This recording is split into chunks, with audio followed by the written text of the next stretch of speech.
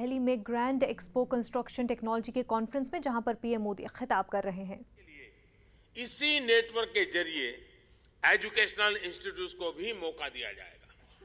आप सभी housing technology को लेकर भारत में हो रहे इस अद्भुत प्रयोग का हिस्सा बन सके, इसके लिए लाइट हाउस प्रोजेक्ट शुरू किए जा रहे हैं। गुजरात, झारखंड, मध्य प्रदेश, तमिलनाडु और त्रिपुरा और उत्तर प्रदेश, इन प्रदेशों में शुरू हो रहे इन प्रोजेक्ट्स में कंस्ट्रक्शन की नई तकनीक का प्रदर्शन कर सकते हैं। ये आपके लिए लाइव लेबोरेटरीज है। यहां पर आप वेबकास्ट डेमो जैसी टेक्नोलॉजी के माध्यम से देश के युवा प्रोफेशनल से इंटरेक्ट कर सकते हैं। साथियों, जीएचटीसी इंडिया एक ऐसा प्लेटफॉर्म है जिसके जरिए भारत का construction sector ecosystem international level का बन सकता है। इसके माध्यम से हमारी चुनौतियों के ग्लोबल सॉल्यूशंस हमें मिल पाएंगे।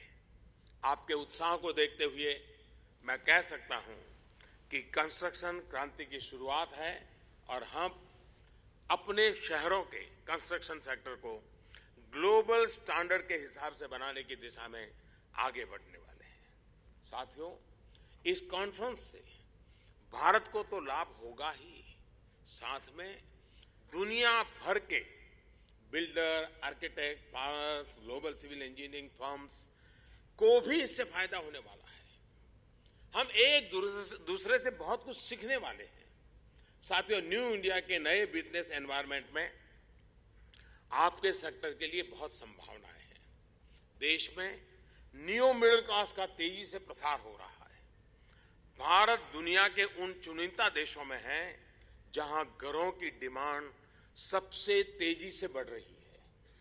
हम इस डिमांड को पूरी कर पाए, कंस्ट्रक्शन में आधुनिक टेक्नोलॉजी का अधिक से अधिक उपयोग हो, इसके लिए मैं अप्रैल 2019 से लेकर के मार्च 2020 के वर्ष को कंस्ट्रक्शन टेक्नोलॉजी ईयर के तौर पर भी घोषित करता हूं।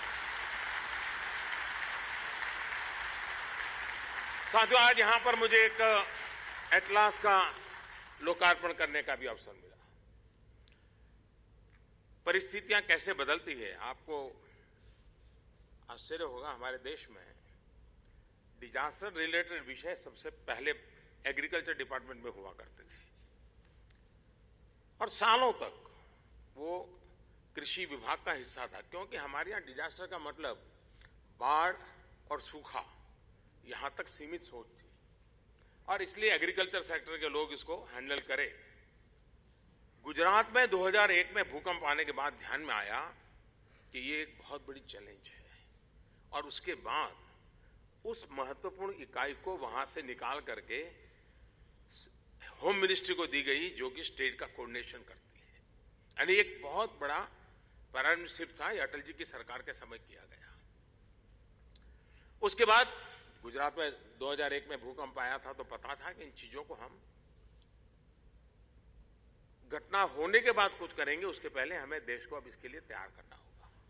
गुजरात में पहले डिस्ट्रिक्ट लेवल पे इस प्रकार के डिजास्टर की संभावना वाले इलाके, उसके भिन्न भिन्न तरीके, कहीं पर केमिकल की समस्या हो सकती है, कहीं पर G5 जोन की समस्या हो सकती है, ऐसे अलग अलग मैप डिस्ट्रिक्ट वाइज और विलेज तक बनाने का प्रयास हुआ था। मुझे खुशी है कि आज भारत सरकार ने उस विषय को और एक्सपांड करते हिंदुस्तान के हर क्षेत्र, और मैं चाहूंगा कि कंस्ट्रक्शन की दुनिया से जुड़े कोई भी हो, सिर्फ बिल्डिंग नहीं, कोई भी, इवन पाइपलाइन डालने वाले, गैस की पाइपलाइन डालने वाले भी इस एटलास को ध्यान में रखते हुए ही अपनी योजना करें। और मैं तो सरकार को भी कहूंगा कि अंदर अपनी टेंडर सिस्टम में भी इसका रेफरेंस लाना चाहिए कि आपने इस एटलास को स्टडी किया है, जहां पर आप काम करने वाले हो, इस एटलास में जिन चीजों को बताया गया है उसको आप कैसे एड्रेस करने वाले हो। हिंदुस्तान के किसी भी डिपार्टमेंट का, राज्य सरकारों का भी, तब जाकर के इंस्टीट्यूशनलाइज होगा। उसी प्रकार से हमारे इस एटलास के आधार पर उन इलाकों में जो यूनिवर्सिटीज हो, प्लानिंग को हो या इंजीनियरिंग की हो या आर्किटेक्चर हो या स्ट्रक्चरल वाले हो, उनके वहां के सिलेबस भी उस एरिया की वल्नरेबिलिटी को ध्यान में रख करके बनानी चाहिए। वजीर आजम नरेंद्र मोदी